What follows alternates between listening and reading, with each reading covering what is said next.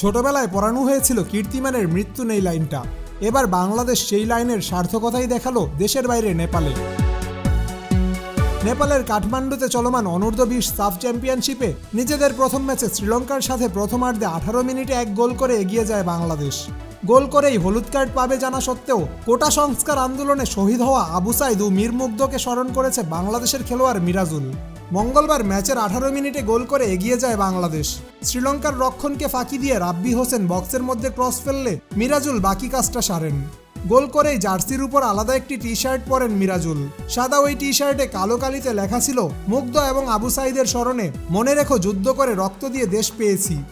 এমনিতে আন্তর্জাতিক ফুটবলে যে কোনো ধরনের বার্তাকেই অপরাধ হিসেবে দেখা হয়। এ ধরনের বার্তা দিলে হলুদ কার্ড দেখাই নিয়ম। মিরাজুলকেও তাই হলুদ কার্ড দেখিয়ে সতর্ক করেছেন রেফারি।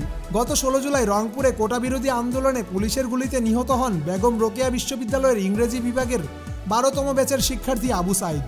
পুলিশের সামনে বুক টান করে দাঁড়ানোর এক পর্যায়ে তাকে গুলি করা হয়। আবার 18 জুলাই ঢাকার উত্তরায় বাংলাদেশ ইউনিভার্সিটি অব প্রফেশনালসের ছাত্র মীর মুগ্ধ আন্দোলন চলাকালে গুলিতে নিহত হন। মৃত্যুর আগে মীর মুগ্ধ আন্দোলনরত শিক্ষার্থীদের মধ্যে পানির বোতল বিতরণ করছিলেন। প্রথমে আবু সাইদকে গুলি করার ভিডিও সামাজিক যোগাযোগ মাধ্যমে ছড়িয়ে পড়ার পর তীব্র প্রতিক্রিয়া হয় দেশব্যাপী। আন্দোলন ছড়িয়ে পড়ে দাবানলের মতো। মীর মুগ্ধর মৃত্যুতেও তৈরি হয় ক্ষোভ। শেষ পর্যন্ত গত 5 আগস্ট পতন ঘটে শেখ হাসিনা সরকারের। আবু সাইদ মুগ্ধতে বাংলাদেশ হারেনি, তেমনি আবু সাইদ মুগ্ধকে উৎসর্গ করা ম্যাচও হারেনি বাংলাদেশ, যদিও প্রত্যাশা অনুযায়ী গোল পায়নি।